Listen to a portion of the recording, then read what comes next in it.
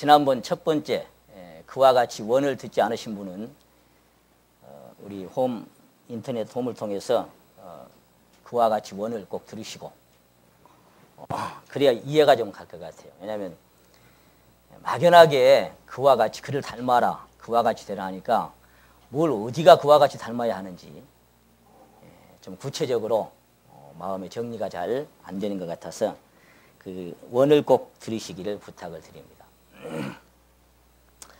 오늘 이제 두 번째 말씀을 드리려고 하는데요. 이 말씀을 마음에 이렇게 하나님 보여주시고 준비를 하다가 그런 생각이 많이 들었어요. 아무리 뭐 그와 같이 그리스도와 같이 이렇게 말씀을 전한다고 할지라도 들으시는 분들의 심령 안에 이제 정작 그와 같이 되기를 갈망하고 원하고 소망하는 마음이 없다면 이게 무슨 소용이 있겠는가? 그런 생각이 들었습니다. 정말 여러분 안에 방금 우리가 364장인가 찬송가를 드렸던 것처럼 내 일생 소원이 꿈에도 소원이 숨질 때 되도록 정말 내 갈망이 내 소원이 그분에게 가까이 나아가고 그와 같이 되기를 원하는 마음이 내 안에 있느냐. 그런 갈망하는 마음으로 들을 때 이 말씀이 그 사람 심령 안에 빛이 되고 깨달음이 되지. 그런 마음이 없다면 이 말씀 아무리 들어봤자 무슨 소용이 있겠는가. 그런 생각이 들었습니다. 여러분 안은 정말 내 일생 소원이 꿈에도 숨질 때 되도록 그에게 가까이 가기를 그와 같이 되기를 갈망하는 그런 마음이 있으신가요? 고맙습니다. 그런 마음이 있을 때 이 말씀이 여러분에게 유익이 될 줄로 그렇게 생각이 들어집니다. 지난주에는 그와 같이라는 이 주제로 말씀드릴 때 주로 포인트를 어디다 맞췄는가 하면 그의 깨끗하심과 같이 그의 거룩하심과 같이 그의 성결하심과 같이 그의 구별되고 이 세상에서 분리된 거기다가 포인트를 우리가 맞춰서 그분의 죄 없으심처럼 그분의 성결하심처럼 우리도 그렇게 성결하게 될 거기에다가 포인트를 맞췄습니다. 오늘은 이 두 번째 시간에는 그와 같이 변화되기 위해서는 어떤 원리가 필요합니다. 그냥 막연하게 되는 게 아니라 이 성경은 그래서 어떤 원리를 우리가 이해하지 못하고 깨닫지 못하면 빗나가게 돼요. 잘못 가게 됩니다. 그래서 오늘은 어떻게 하면 우리가 그와 같이 되는 그 지경에 이를 수 있는가? 그 원리에 대해서 그 핵심을 우리가 한번 생각해 보기를 원합니다. 지금 우리가 오늘 본문 말씀 읽어보셨는데요. 교회 안에는 직분을 가진 사람들이 많이 있습니다. 사도, 선지자, 복음 전하는 자, 교사, 목사 뭐 많이 있습니다. 이런 사람들이 세워진 이유는 복음을 전하는 것도 중요하지만 거기 12절에 보시면 이는 성도를 어떻게 한다고요? 온전케 하며. 그러니까 만일에 나 혼자 온전케 돼버린다면 이런 사람들을 세울 필요가 뭐가 있겠어요? 이런 사람들이 교회 안에 있어야 이 사람 물론 이제 조건은 이렇습니다. 그렇게 먼저 뭐 교사나 목사나 선자 이런 사람들이 먼저 자기가 그 그리스도의 온전하심이 무엇인지 마음에 경험하고 그와 같이 변형되는 경험을 했을 때 이제 가능하겠지만 어쨌거나 여기 말씀은 뭐냐면 이런 사람들을 교회 안에 세워주신 이유가 있다. 그건 뭐냐면 성도를 온전케 하기 위해서 세웠다고 그랬어요. 그러니까 이 말씀을 통해서 이런 사람들을 통해서 성도가 온전케 되는 역사가 안 일어난다면 이건 헛일입니다, 사실. 그리고 또 봉사 일을 하게 하며 그리스도의 몸을 세우는 데 그 목적이 있다. 그랬습니다. 우리가 다 그 13절 보십니다. 우리가 다 하나님의 아들을 믿는 것과 아는 일이 하나가 돼요. 뭘 이루라고요? 온전한 사람을 이루어 그리스도의 장성한 분량이 충만한 데까지 이르리니. 자 보세요. 교회 안에 직분을 가진 자들을 세운 이유가 12절에 이는 성도를 어떻게 한다고요? 예.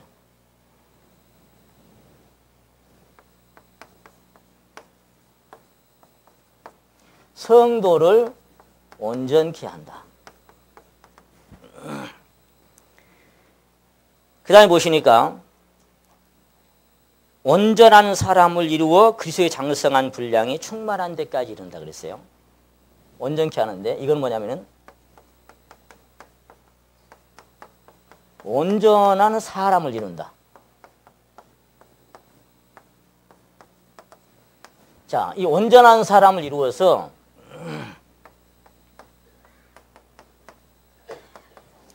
그리스도의 장성한 분량이다.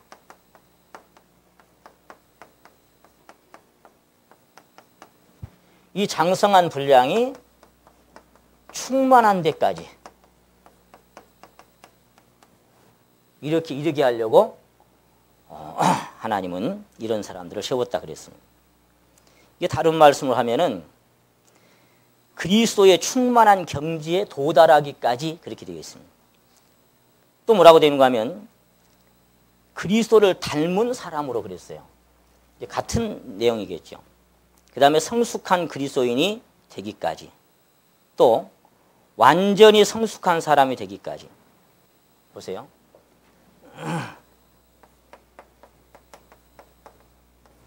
완전히 성숙한 사람이다. 완전히 성숙한 사람. 또 다른 말로 하면 그리스도로 완전히 충만한 상태까지 그랬어요. 그리스도가 그 사람 안에, 지난번에 제가 표현했죠. 지난번 설교 때 새끼손가락 끝털이만큼 차지한 사람도 있을 것이고 손바닥만큼, 아니면 팔 하나 정도, 이게 말하면 10%, 20%, 30% 그리스도화 되어가는 부분이 어느 만큼인가를 우리가 한번 비춰보자, 그런 말씀을 드렸습니다. 그래서 그 완전히 그리스도로 충만한 사람이 되기까지. 그러면서 하신 말씀이 뭐라고 말씀하셨냐면 오직 사랑 안에서 참된 것을 하여, 거기 한번 보십니다. 거기 15절 보십니다. 오직 사랑 안에서 참된 것을 하여 범사에 어디까지? 그에게까지 자랄지라. 그는 머리니 곧 그리스도다. 자, 그분은 머리 되신다, 머리. 그는 그리스도다. 머리 대신 그리스도다. 그러니까 그에게까지 자라라. 이렇게 말씀하셨어요. 자, 여기 보시니까요. 뭐에 그에게까지 자라라. 15절 다시 한번 보십니다. 사랑 안에서 참된 것을 하여 어디에? 예. 범사에 그에게까지.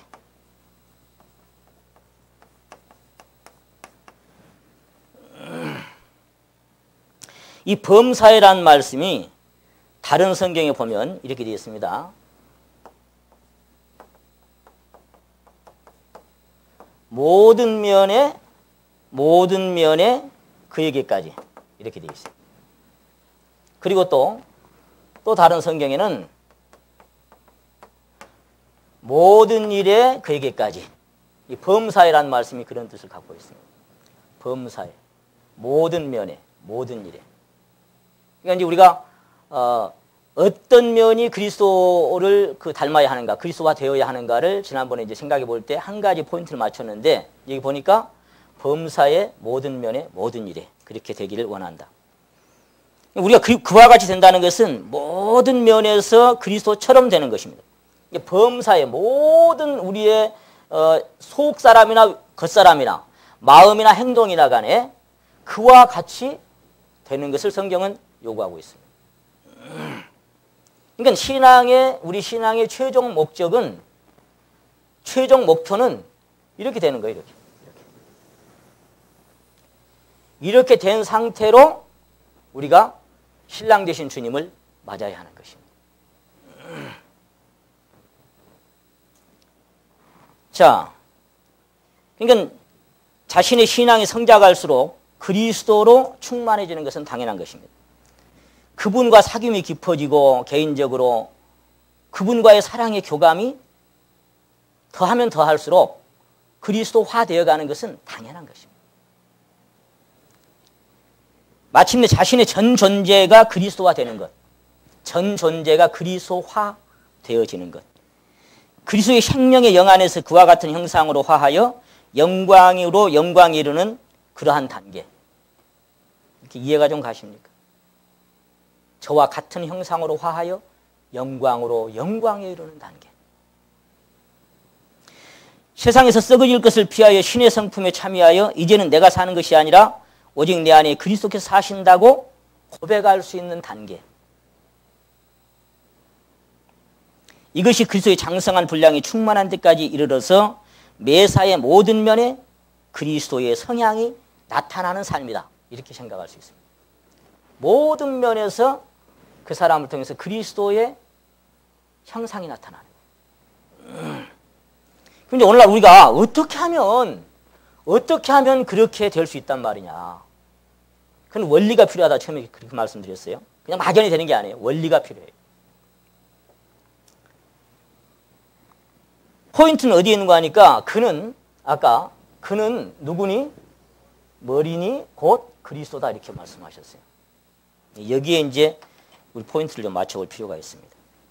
범사의 모든 면에 그에게까지 자라서 그의 행하시는 대로 행하는 삶은 머리 대신 그리스도의 뜻에 순종되어지는 삶이다. 그렇게 표현할 수가 있겠습니다.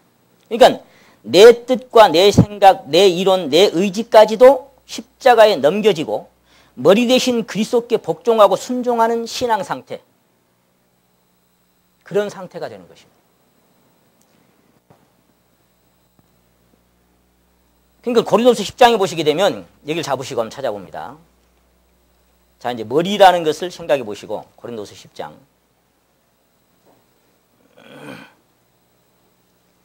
5절 말씀 보십니다.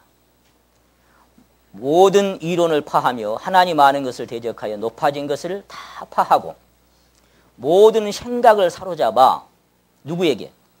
그리스도에게 복종케 하니 너희의 복종이 온전히 될 때에 모든 복종치 않는 것을 벌하려고 예비하는 중에 있노라. 모든 이론, 모든 생각을 사로잡아서 그에게 복종하는 그런 삶이, 그런 사람이 되기를 하나님은 원하시는 것입니다. 성경은 모든 무릎을, 보세요. 모든 무릎을 예수의 이름에 꿇게 하시고 모든 무릎을 그분의 이름에 꿇게 하신다고 하는 것은 내 뜻과 내 원함과 내 이론, 내 생각을 내려놓는 것을 말합니다. 그걸 내려놓고 주님의 생각, 주님의 원대로 하시옵소서라고 내가 순종하는 단계를 이야기합니다. 성도 한 사람 한 사람은 머리 대신 그리스도의 몸이요 지체들입니다. 그거 믿습니까? 저와 여러분은 그리스도의, 우리 자신은 그리스도의 몸이요 지체들입니다. 어떤 이들은 몸과 머리의 구분점이 어딘가를 논합니다. 목까지냐? 목까지가 몸이냐? 그 이상까지가 몸이냐? 막 이렇게 이제 논하잖아요. 만약에 목까지만 몸이라고 한다면 고린도전서 12장 16절 말씀이 기록된 그 이하에 기록된 말씀이 이해가 안 갑니다. 뭐라고 되는 거 하니까 귀가 이르되 나는 눈이 아니니 몸에 붙지 아니하였다 할지라도 몸에 붙지 아니한 것이 아니요. 또 만일 온몸이 눈이면 듣는 곳은 어디며 듣는 곳은 귀지요. 온몸이 듣는 곳이면 냄새 맡는 곳은 어디냐. 그러니까 성경은 코도 눈도 귀도 다 몸에 해당되는 것으로 표현하십니다. 그러니까 단지 자 귀도 눈도 몸도 다 몸에 해당된다면 어디가 머리냐? 뇌만 머리입니다. 뇌 140억 개의 뇌세포 요거만 머리입니다. 그리고 거기에서 명령하는 모든 부분 그것을 이제 받아서 순종하는 그게 전부 다 이제 몸이라 그렇게 보면 됩니다. 그러니까 오늘날 우리가 생각해 보고자 하는 것은 몸과 머리의 역할, 머리와 몸의 역할 이것이 완전히 다르다. 그 부분을 이제 오늘 포인트를 좀 맞춰보려고 합니다. 우리가 잘 아는 것처럼 몸에는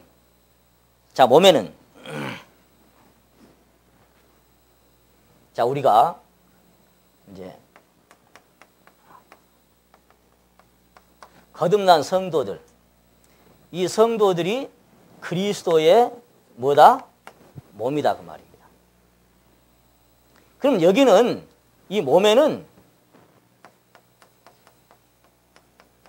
생각하거나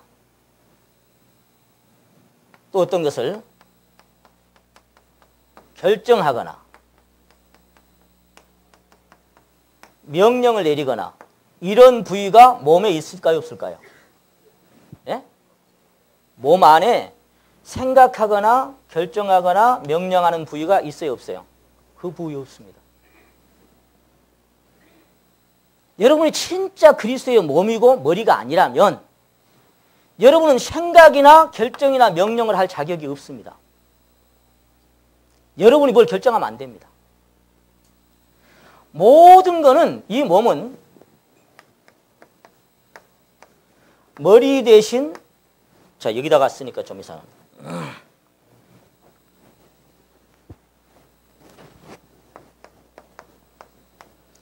머리 대신 누구요? 예, 그리스도. 여기에서 생각하고, 자, 여기서 생각하고, 여기서 결정하고, 여기서 명령한 대로 실행할 책임만 있는 것이지, 자기가 뭐 생각하고, 내 생각이 옳고, 뭐 내 결정이 옳고, 내 명령이 옳고, 이거 안 되는 거예요. 이렇게 되니까 교회가 그분을 덧입지를 못하는 거예요. 이건 개인적으로나 보세요. 성도라고 얘기했는데, 이거는 개인적으로 마찬가지.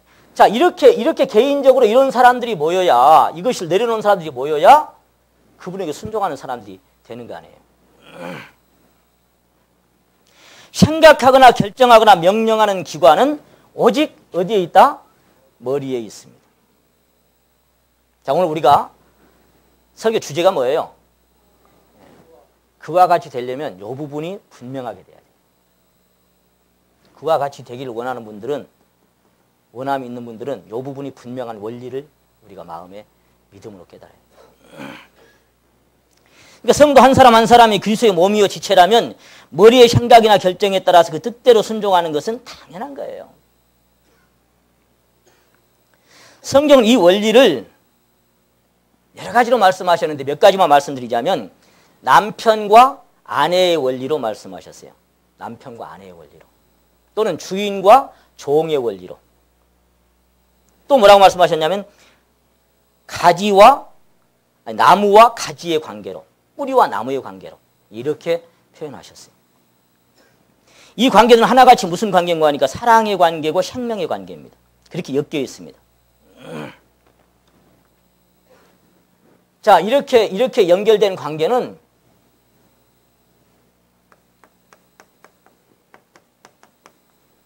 생명의 관계다 그 말이에요. 생명의 관계. 그러니까 이것은 또 다른 말로 하면 남편과 아내, 신랑과 신부, 사랑의 관계입니다.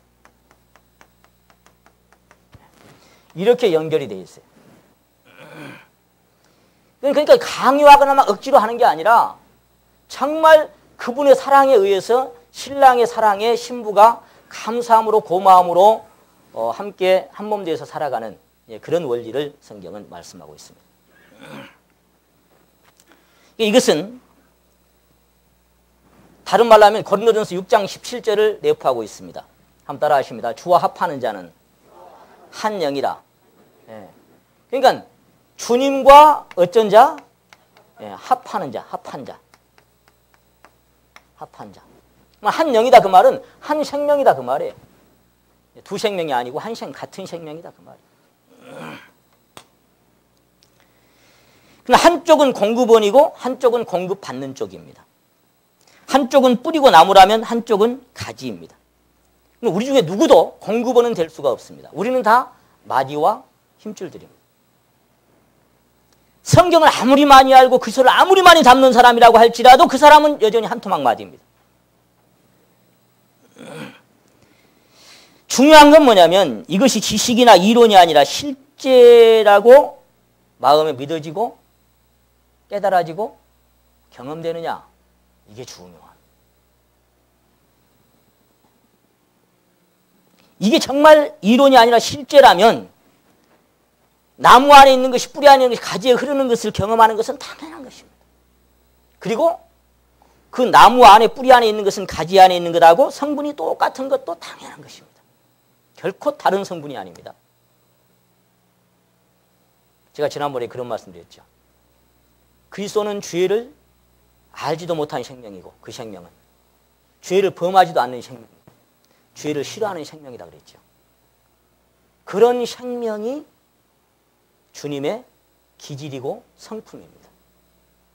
그런 성품이 가지 안에 흐르면, 나무 안에 흐르면 그런 성결한 생명이 가지된 내 안에도 뿌리에서 공급한 것이 흘러서 그와 같이 되는 것은 너무나 당연한 거예요. 근데 그것을 저 먼 이야기로 자꾸 생각하려고 그래요. 신앙의 무슨 막 특별한 단계처럼. 그렇지 않아요. 이거 구원받을 때부터 너무나 당연한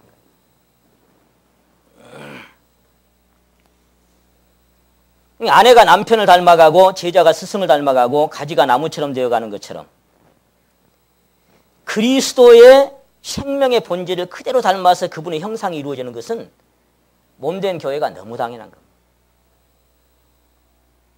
사랑하는 성도 여러분의 심령에는 이것이 사실이 되고 실제가 되는 경험 안에서 살아가십니까? 이거 실제가 되고 사실입니까? 아니면 그냥 들어서 알고 있습니까? 이게 사실입니까? 자, 이 원리는 이제 어디서 고린도전서 11장, 고린도전서 11장.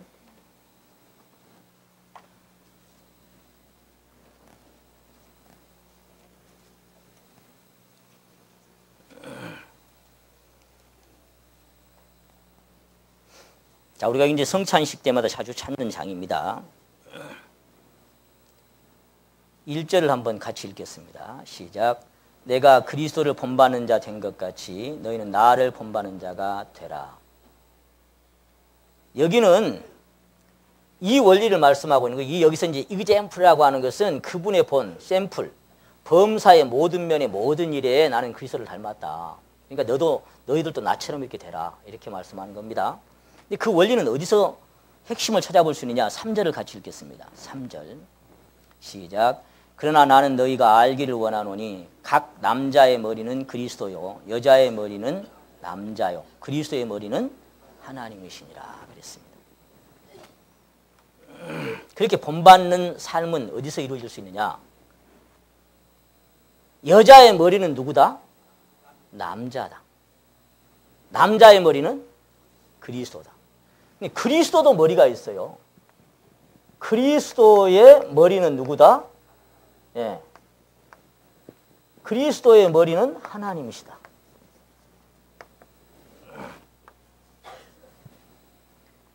그러니까 이 하나님과 보세요. 하나님과 그리스도의 관계. 요거를 우리가 핵심으로 잘 이해하고 깨달으면 그리스도와 우리의 관계를 확연하게 볼 수 있어요. 요거는 어디서 제대로 보여주신 거니까 요거는 요한복음에서 잘 보여주셨습니다. 저희 며느리가 요즘 성경을 읽어요. 예뻐 죽겠어요. 성경을 읽어요. 특별한 일도 아닌데 예뻐요.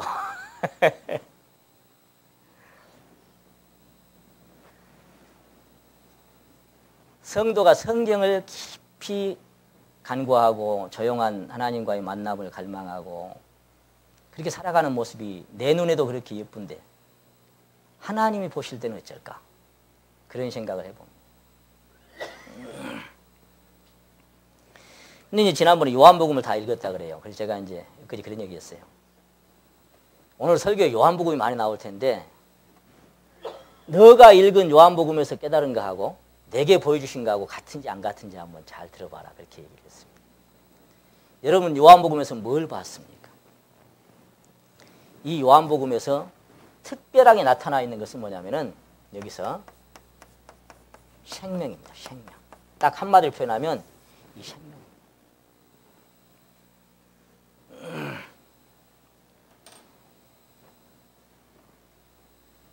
그리고 그것이 그냥 이론으로 끝나는 게 아니라 바로 이 관계가 나와 그리스도의 관계인 것을 여러분이 그 안에서 믿음으로 받기를 원하고 요한복음이 있는 거예요. 그렇게 되면 여러분은 거기서 나를 먹는 자는 나로 인하여 산다는 게 어떤 것인지 경험하게 됩니다.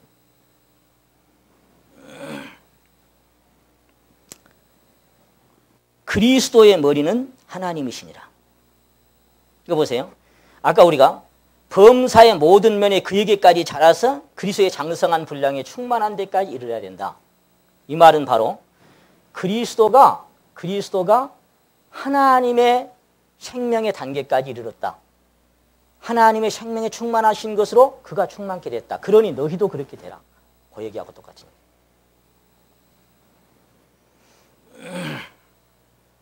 그러니까 우리가 이제 저 안에 거한다는 자는 그의 행하시는 대로 자기도 행할지니라.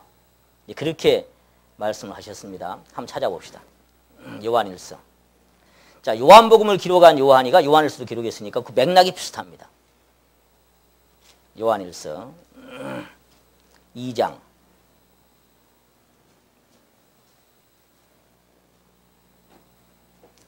6절 말씀을 같이 한번 읽어보십니다. 6절 말씀 2장 6절 요한일서 시작. 저 안에 거한다 하는 자는 그의 행하시는 대로 자기도 행할지니라. 아멘. 보세요. 아까 보세요. 범사의 모든 면의 모든 일에 그분이 행함같이 너희도 행해라. 그 말이에요. 이 말씀이 좀 여러분 심령에 좀 어렵게 들립니까? 쉽게 들립니까? 예? 여러분이 그 안에 거하십니까? 아니, 구체적으로 여러분이 그리스도 안에 거하십니까? 아니, 확실히 대답하세요. 그리스도 안에 거하십니까? 그러면 그 안에 거한다고 하는 사람은 그분의 행하시는 것처럼 너희도 그렇게 행해라. 그 말이에요. 그럼 이건 우리가 이제 오늘 어디서 찾아보고 있어요? 하나님의 행하시는 것처럼 그리스도가 그대로 행하고 사셨어요. 거기를 요한복음에서 찾을 수 있어요.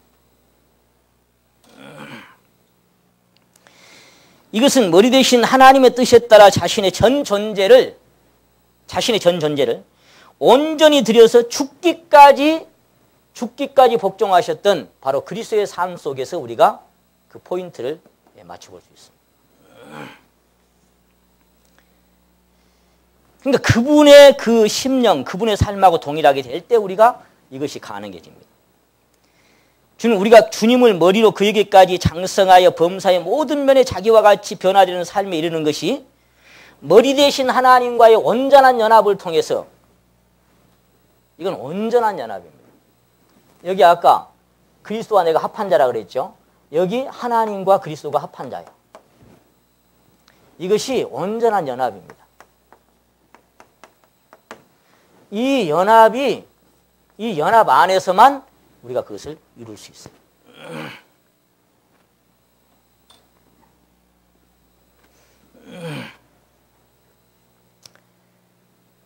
요한복음 5장 한번 찾읍시다. 5장.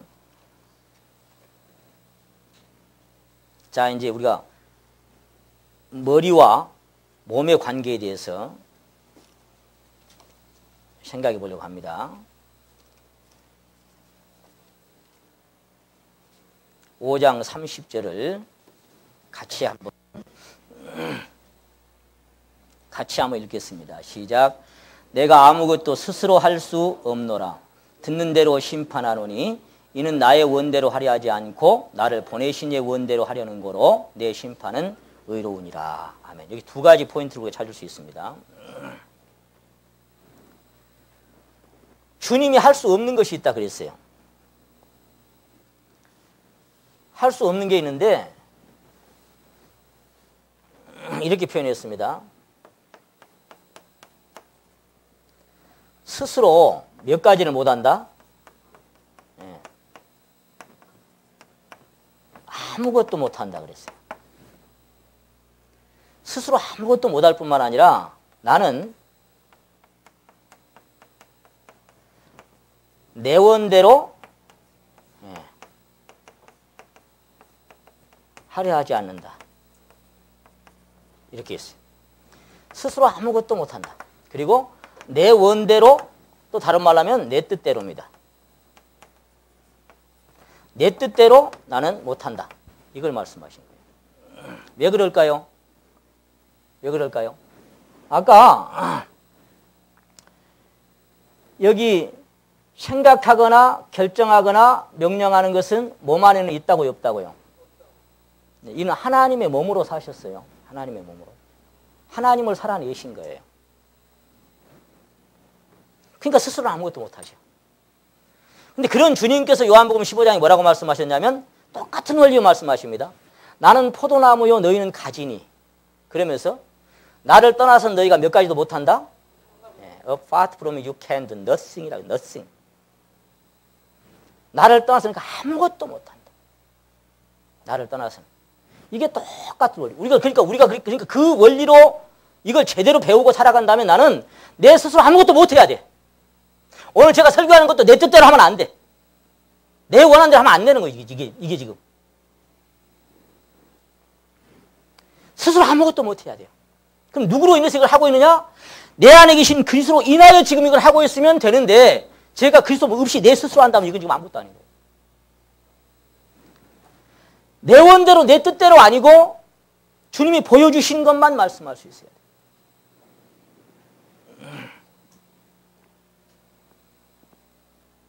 그러니까 그분은 세상에 오신 것도 세상에 사신 것도 세상에서 가신 것도 머리 대신 하나님의 뜻에 따라서 오시고 사시고 가셨어요.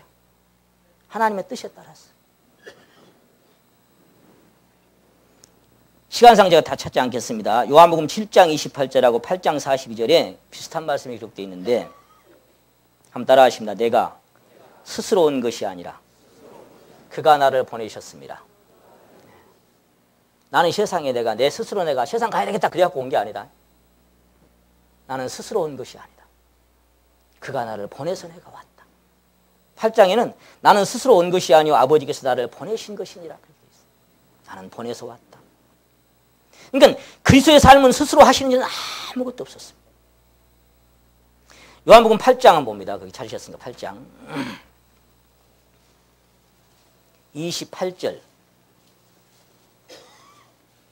같이 한번 28절만 읽어보십니다. 요한복음 8장 28절 시작. 이에 예수께서 가라사대 너희는 인자를 든 후에야 내가 그인 줄을 알고 또 내가 스스로 아무것도 하지 아니하고 오직 아버지께서 가르치신 대로 이런 것을 말하는 줄도 알리라. 나중에야 너희가 알 것이다. 우리가 지금 알고 있는 거예요. 나중에 너희가 알 것이다. 뭘 아냐? 내가 스스로 아무것도 안 한 것을 너희가 알 것이다. 스스로 하는 자는 자기의 영광만 구합니다. 왜? 자기가 했으니까. 자기가 잘났지요. 스스로는 아무것도 하지 않았다. 그럼 어떻게 했느냐? 아버지께서 가르치신 대로 했다. 자, 오늘날 우리에게는 오직 성령이 너희에게 임하시면 너희가 성령이 너희에게 모든 것을 가르치시고 그랬어요. 모든 것을 가르치시고. 그럼 뭐냐? 아버지께서 가르치신 대로. 우리는 뭐요? 성령께서 가르치신 대로. 당연한 거.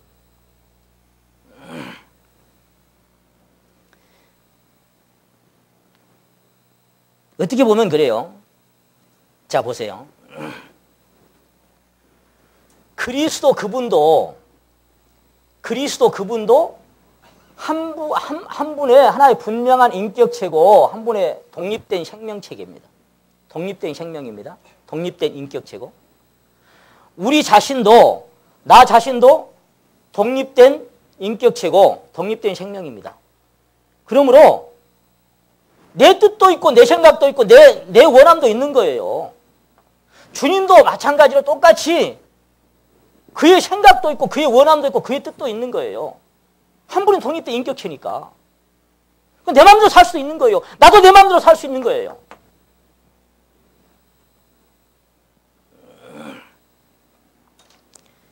자기 뜻과 자기 원함이 있는 겁니다. 여러분 다 있잖아요. 내 뜻과 내 원함.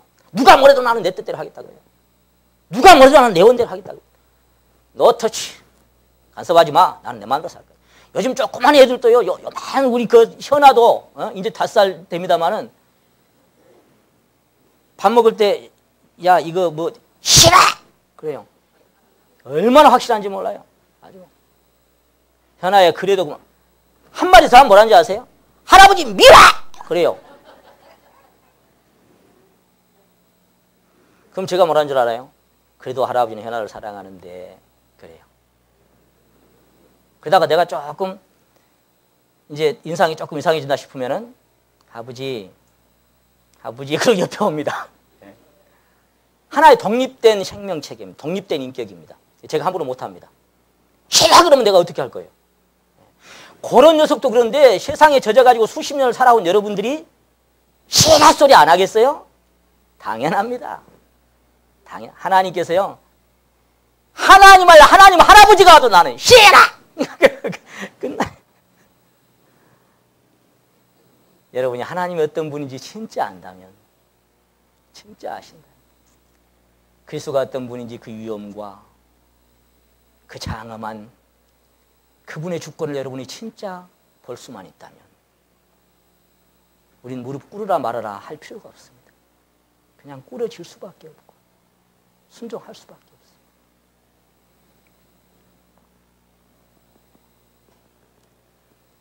그렇게 자기 원함과 자기 뜻이 있었지만 그리스도는 나는 나의 원대로 하려고 하지 않는다. 나는 나의 원대로 하려고 하지 않는다. 6장 한번 봅니다. 6장 38절. 같이 한번 읽겠습니다. 38절을 시작. 내가 하늘로서 내려오는 것은 내 뜻을 행하려 함이 아니요 나를 보내신 이의 뜻을 행하려 함이니라. 나를 보내신 이의 뜻을 내게 주신 자 중에 내가 하나도 잃어버리지 아니하고 마지막 날에 살리는 것이다. 보세요. 38절을 다시 한번 봅니다. 내가 하늘로서 내려오는 것은 자 내려온 것도 자기 뜻대로 내려온 게 아니고 내 뜻을 행하려고 온 게 아니다. 나를 보내신 이의 뜻을 행하려고 내가 왔다. 독립된 인격체지만 생명체지만 나는 내 원대로 하려고 하지 않는다. 한 가지 여쭤볼게요. 성도 여러분, 예수님 같은 이런 마음이 있습니까? 기본적으로, 본질적으로 저 밑바탕에 하나님, 주님, 그것이 주님의 원함입니까? 그럼 나는 내 원대로 하지 않겠습니다. 주님이 원하는 겁니까? 내 뜻대로 하지 않겠습니다. 그런 마음이 있습니까?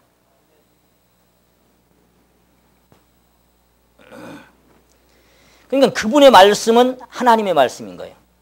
그분의 삶은 곧 하나님의 뜻을 살아내는 삶이었던 거죠.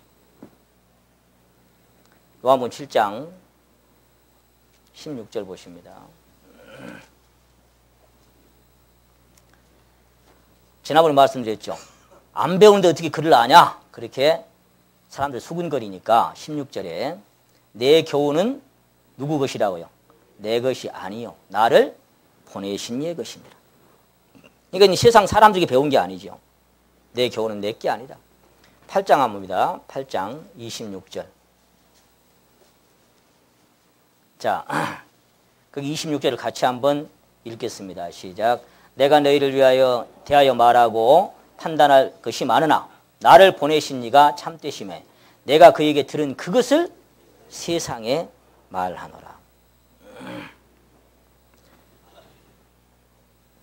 스스로는 몇 가지도 못한다? 그러니까 말 한마디 하는 것도 주님은 스스로 한 적이 없어요. 말 한마디 한 것. 보내신 이가 하라고 하신 말씀만 해요.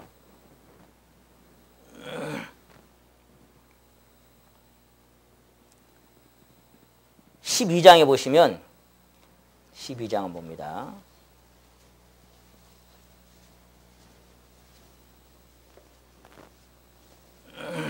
12장 49절 말씀. 자, 49절만 같이 한번 읽겠습니다. 시작. 내가 내 자유로 말한 것이 아니요 나를 보내신 아버지께서 나의 말할 것과 이룰 것을 친히 명령하여 주셨습니다. 자유로 말한 것은 아니다. 내가 내 자유로 말하는 것이 아니다.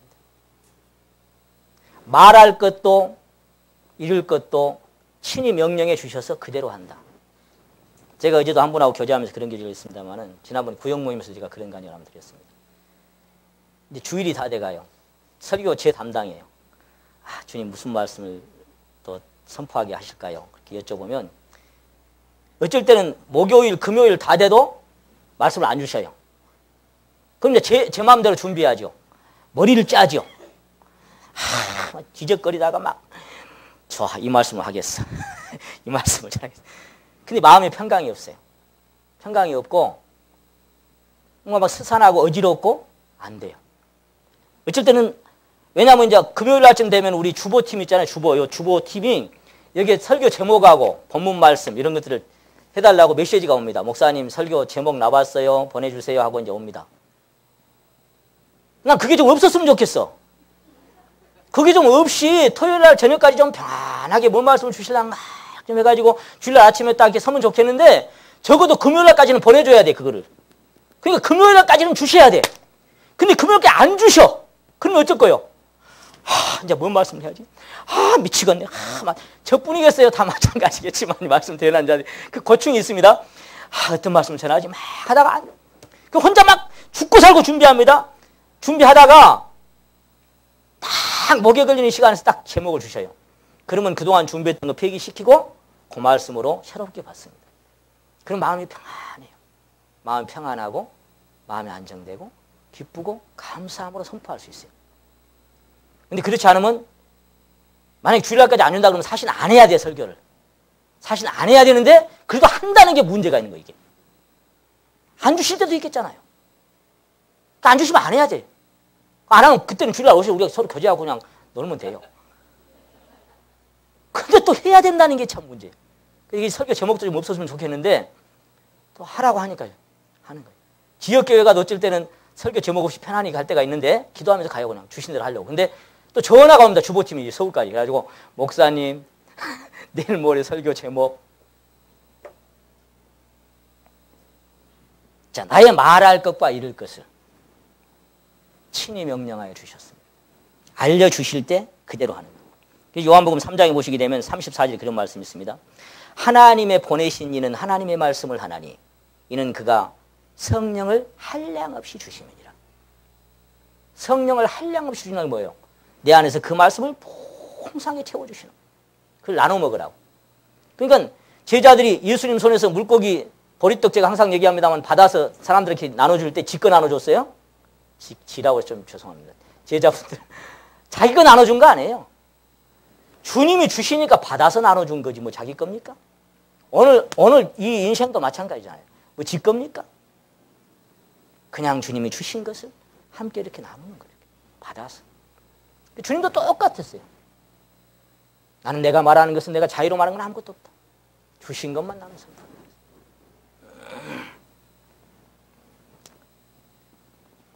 그러면 그분은 내 말을 듣는 자는 나를 보내신 이의 말씀을 듣는 것이니라.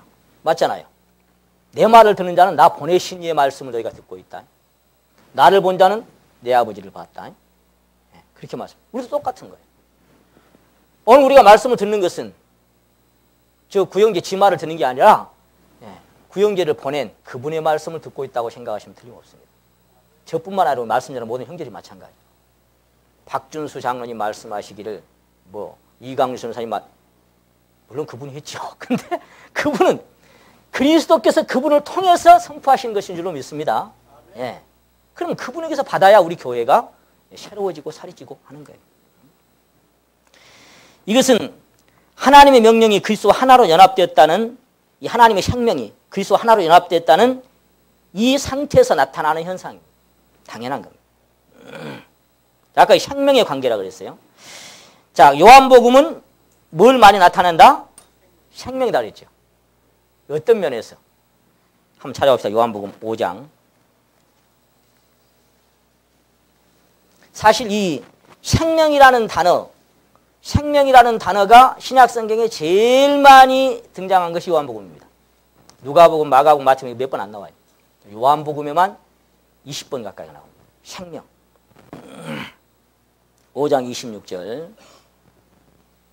자, 우리가 오늘 설교 주제가 뭐예요? 예.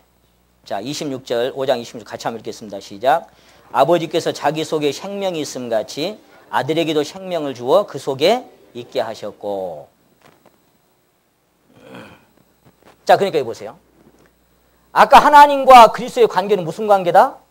생명의 관계입니다. 사랑의 관계입니다. 자, 우리가 그리스도와의 관계는 무슨 관계라고요? 똑같습니다. 생명의 관계고 사랑의 관계입니다.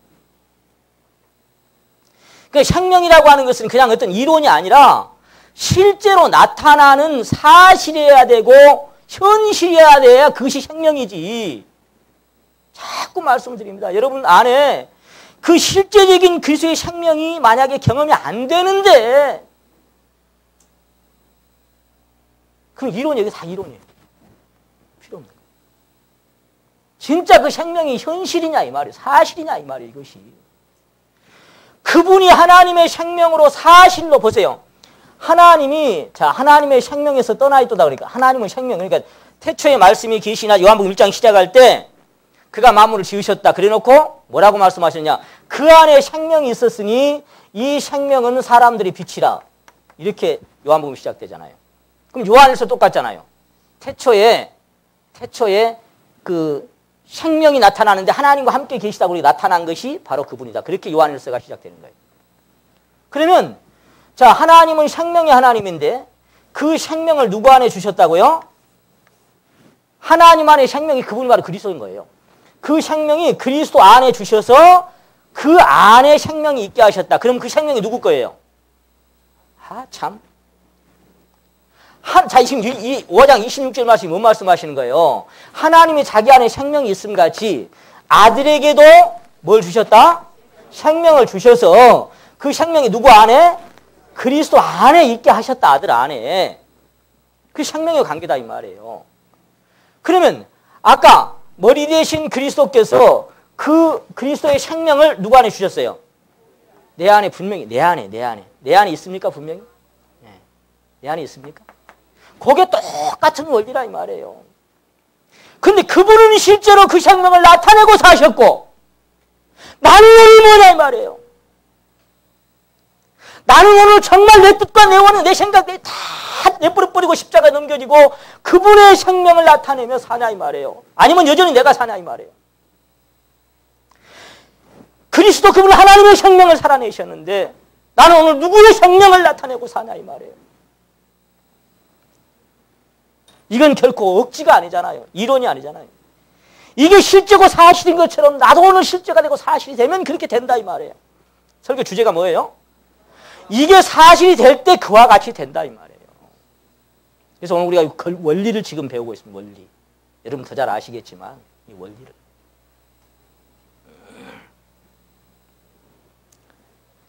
그래서 나와 아버지는 요한복음 10장 봅니다. 이렇게 표현하셨죠. 이 짤막한 한마디가 기가 막힌 말씀입니다. 10장 30절. 자, 이 말씀 여러분 삶에 꼭 항상 생각나시기를. 10장 30절 같이 한번 읽겠습니다. 시작. 나와 아버지는 하나이니라. 나와 아버지는 몇 개다? I and the Father are one 그랬어요.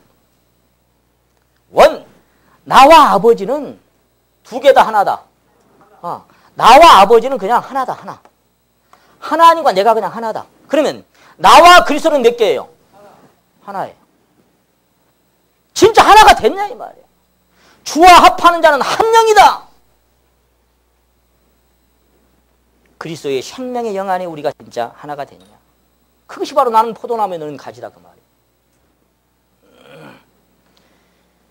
나와 아버지는 하나다. 주와 합하는 자는 한 영이다. 그날에는 내가 아버지 안에 너희가 내 안에 내가 너희 안에 있는 것을 너희가 알리라. 이게 요한복음 14장입니다.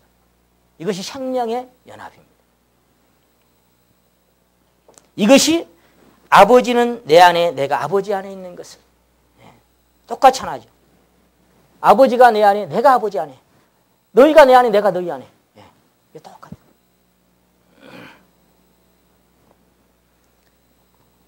그래서 이렇게 하나로 계시니까 14장 10절에 한번 찾아봅니다. 14장. 이게 바로 생명의 관계예요.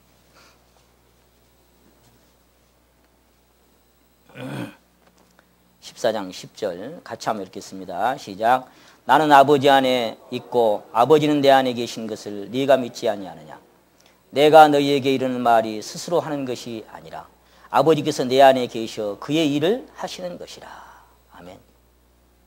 아버지께서 내 안에, 아버지께서 내 안에, 내가 아버지 안에. 그러니까 그분이 일하고 사셨어요. 그래서 요한복음 5장에 보시면은 안식일날 일한다고 막 사람들이 비판하니까 한번 따라 하십니다. 아버지께서 일하시니. 아버지께서 이때까지 일하시니 그렇게 돼 있어요. 나도 일한다. 아버지께서 일하시면 나도 일하고. 아버지께서 쉬면 나도 쉬고. 구름기둥 가면 나도 뜨고 구름기둥 서면 나도 뜨고. 이게 바로 성령을 쫓아 성령을 따라 행하라. 그게 똑같은 거예요.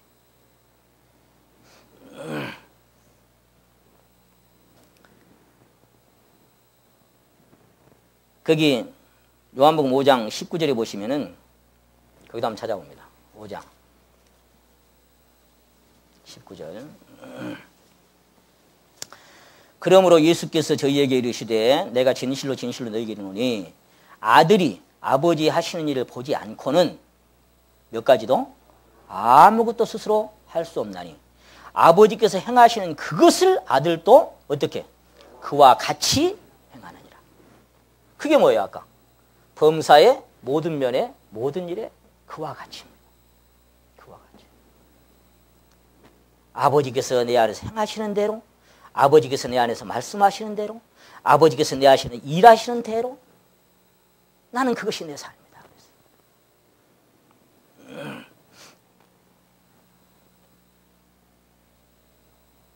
이 머리의 뜻에 따라 온전히 순종하는 삶은 우리가 사무엘을 통해서 볼 수 있습니다. 사무엘상 2장 35절, 시간상 안 차기 2장 35절에 뭐라고 기록되는 거 하니까 내가 나를 위하여 충실한 제사장을 한 사람 세울 것이다 그랬어요. 충실한 제사장을 한 사람 세우는데 한번 따라 하십니다. 그 사람은 내 마음, 내 뜻대로 행할 것이다. 내 마음, 내 뜻대로 행할 것이다. 누가? 사무엘이. 하나님은 사무엘을 세우시는데 그 사무엘은 지 마음대로 살 인생이 아니다. 누구 마음대로? 하나님의 마음대로, 하나님의 뜻대로 행하고 살 것이다. 내 손, 내 발은 누구 뜻대로 움직여요? 아니에요. 내 손, 내 발은 누구 뜻대로 움직여요? 내 뜻대로 내 마음대로 움직이죠. 머리의 뜻대로. 당연하죠. 내 마음, 내 뜻대로. 이것이 바로 온전히 연합되고 여기에 순종하는 삶인 거예요.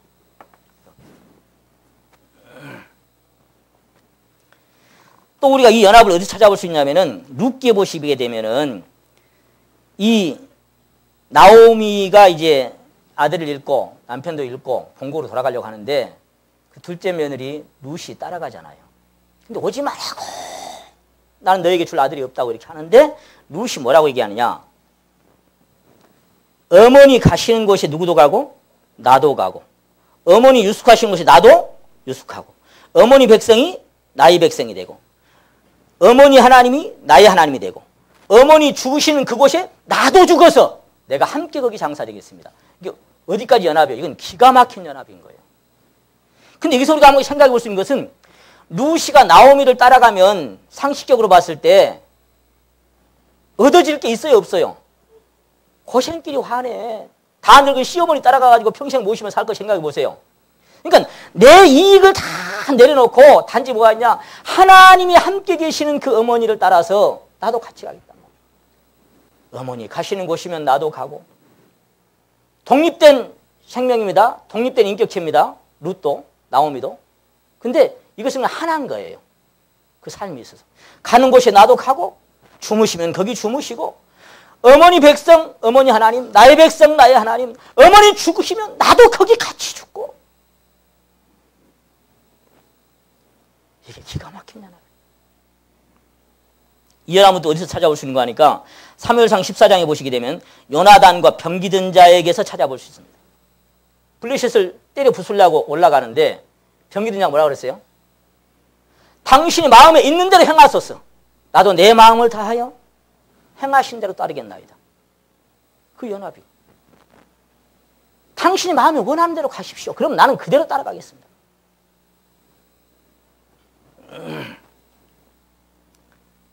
여러분, 그들은 둘이면서 하나입니다. 이해가십니까? 뭔 말인지? 둘이면서 몇이에요? 하나예요. 여기도 분명입니다. 각각이면서 하나입니다. 하나예요. 여기도 각각이면서 하나입니다. 오늘 설교 주제가 뭐예요? 네, 그와 같이 되는 것입니다. 이 원리가 전제되었을 때만이 그와 같이 되는 거예요. 그냥 되는 게 아니라. 막연하게 그와 같이가 아닙니다. 그 생명이 그리스도 안에 생명으로 주셨고 그 생명이 그 안에서 그를 주장한 것처럼 그리스도의 생명이 여러분 안에 들어와서 여러분의 생명이 될 때만 가능한 거예요. 이게 이론이 아닙니다.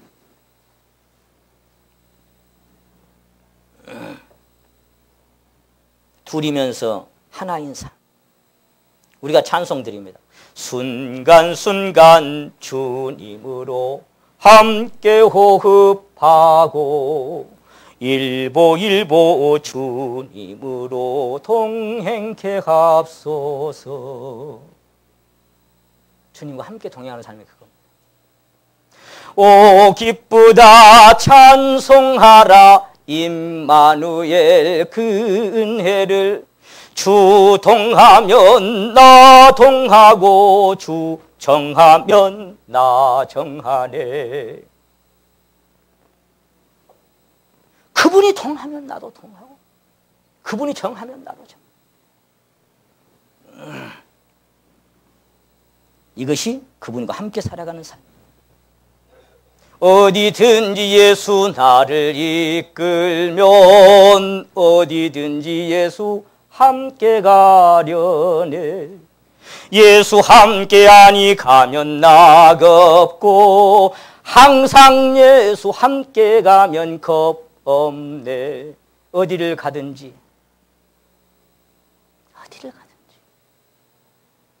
여러분 그러한 삶이 내 삶이 되면 찬송가 431장에 이루어집니다.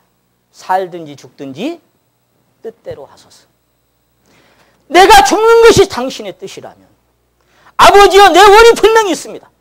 근데 내 원대로 마옵시고 아버지의 원대로 하시옵소서. 내가 가난하고 병들고 내가 비천해지는 것이 주님의 뜻이라면 주여 내가 내 원함은 따로 있지만 그것이 나를 향하신 주님의 뜻이고 원함이라면 주여 주님의 뜻에 따라 살겠습니다. 내가 그 주님의 뜻에 따라서 내가 오늘 가난하고 주님의 뜻에 따라서 내가 오늘 병들고 주님의 뜻이 그거라면 주여 내가 그 뜻대로 내가 오늘 내가 당신이 가셨던 것처럼 나도 그렇게 가겠습니다. 이 마음으로 내가 삽니다.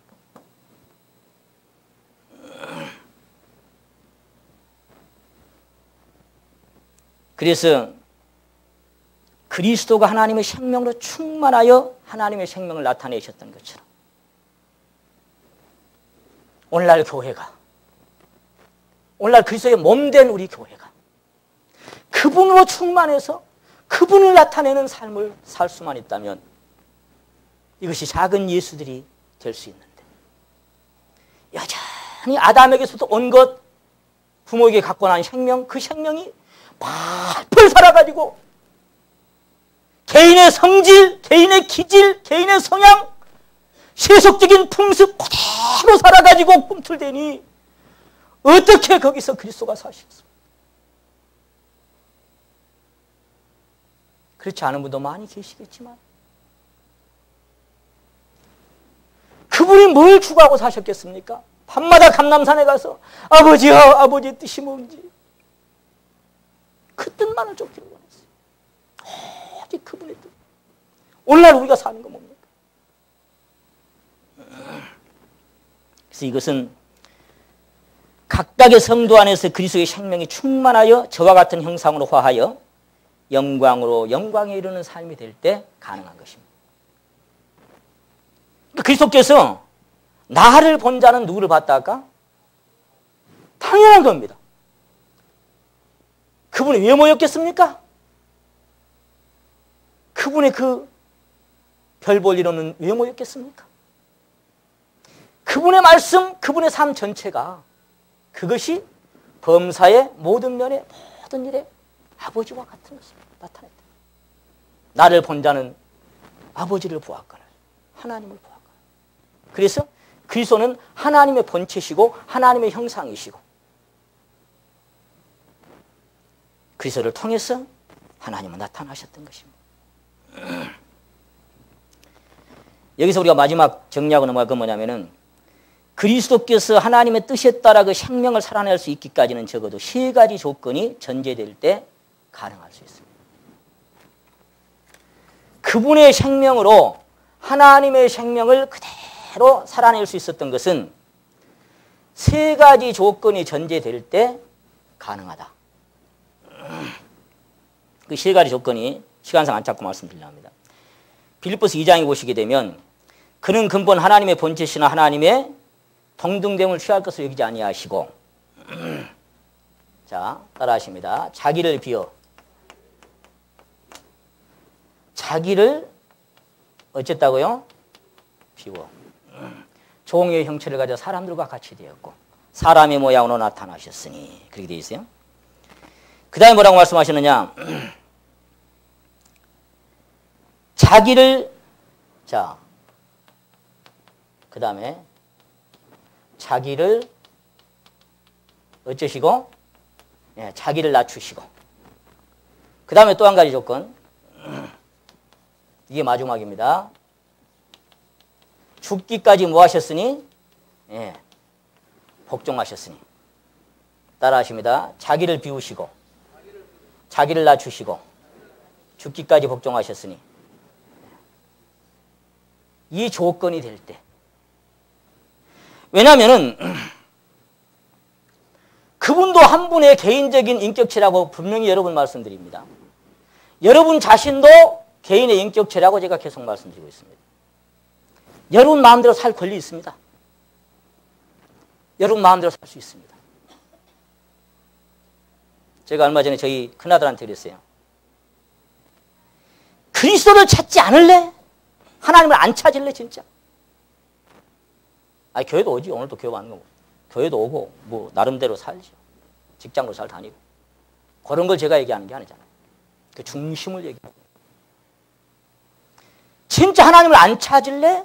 그러면 전도서 11장 9절 말씀대로 살아라 그랬어요.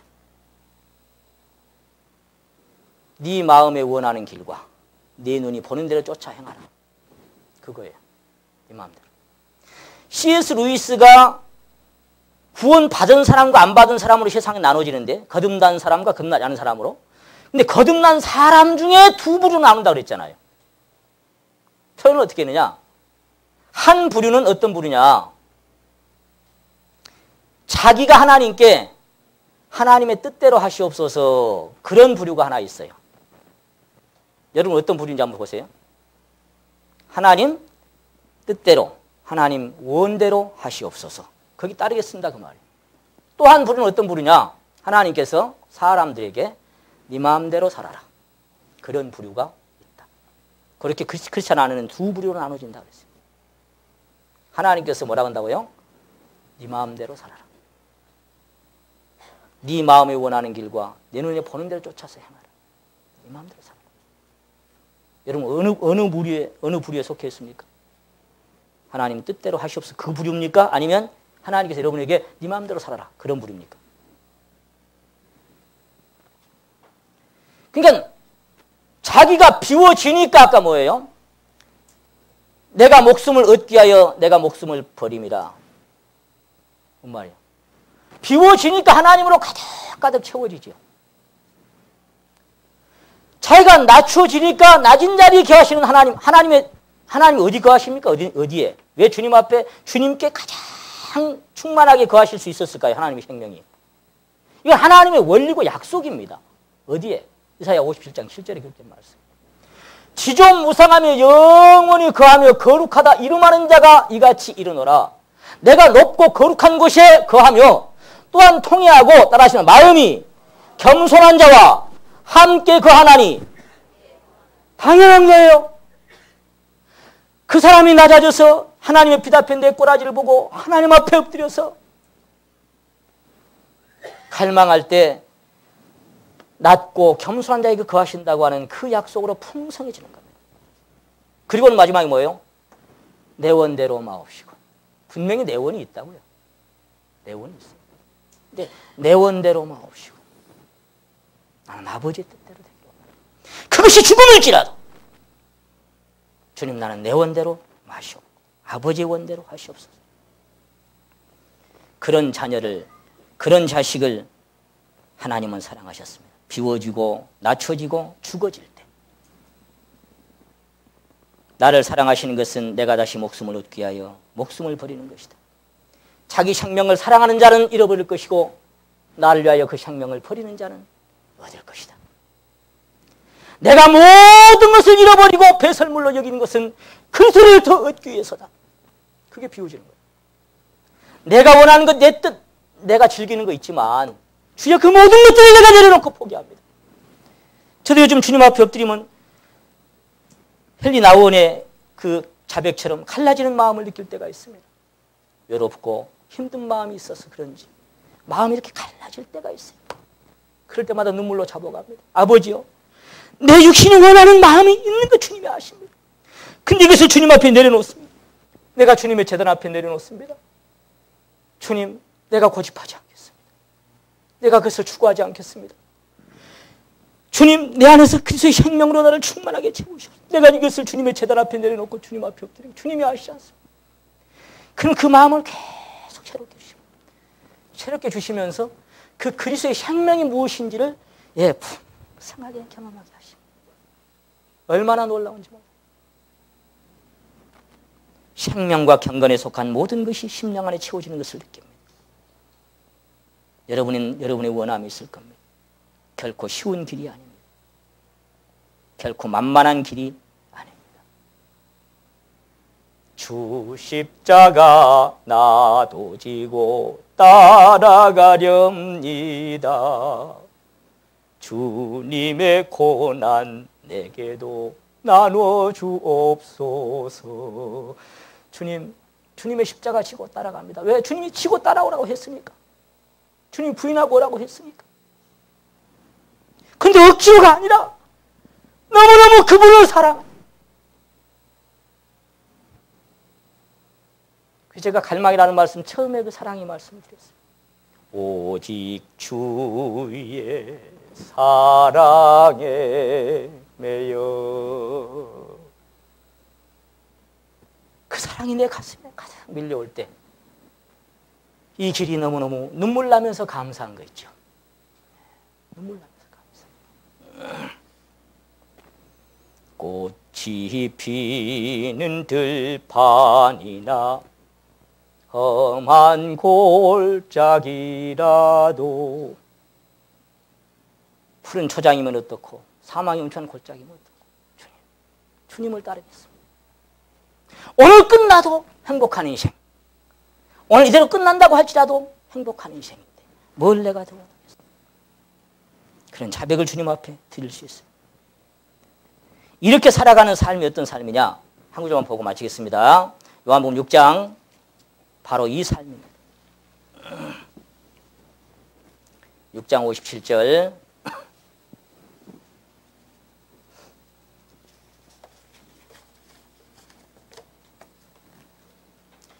(6장 57절) 같이 한번 읽겠습니다. 시작. 살아계신 아버지께서 나를 보내심에 내가 아버지로 인하여 사는 것 같이 나를 먹는 그 사람도 나로 인하여 살리라. 아멘. 이게 이 말씀 한마디가 그리스도께서 하나님으로 그 하나님의 생명으로 살아내셨던 이 결정체입니다. 스스로 아무것도 할 수가 없고 내 원대로 내 뜻대로 하지 아니하고 아버지로 인하여 살았다. 왜 그렇게 살았어요? 나를 먹는 그 사람도 나로 인하여 살게 하려고 내가 그 본을 보였다. 그러므로 바울이 내가 그리스도를 본받는 자 된 것 같이 너희 나를 본받는 자가 돼. 여러분 마지막으로 여쭙고 성찬 예식에 동참하시기 바랍니다. 이것은 억지로가 아닙니다. 제가 서두에 말씀드린 것처럼 그분의 생명의 관계, 그분의 사랑의 관계. 그것이 기본 바탕으로 실제로 사실로 이루어질 때 가능합니다. 그래서 계속 갈망을 말씀드리는 겁니다. 이론으로 알고 그렇게 해야지 그래서 되는 게 아니란 말이에요. 그렇게 될 수밖에 없는 거예요. 그 원리가 그래요. 왜? 그분이 머리가 되기만 하면 몸은 당연히 그렇게 되죠. 그래서 오늘 주제가 뭐였어요? 그와 같이 두 번째 시간이었습니다. 이제 이 다음에 세 번째 시간을 또 갖겠습니다. 여러분 정말 그와 같이 되기를 원하십니까? 그런 갈망이 있으십니까? 네, 그러면 이 원리가 여러분 심령 안에 실제로 이루어지기를 갈망하면서 더 간절히 주님과 개인의 시간을 가지시기를 원합니다. 네, 오늘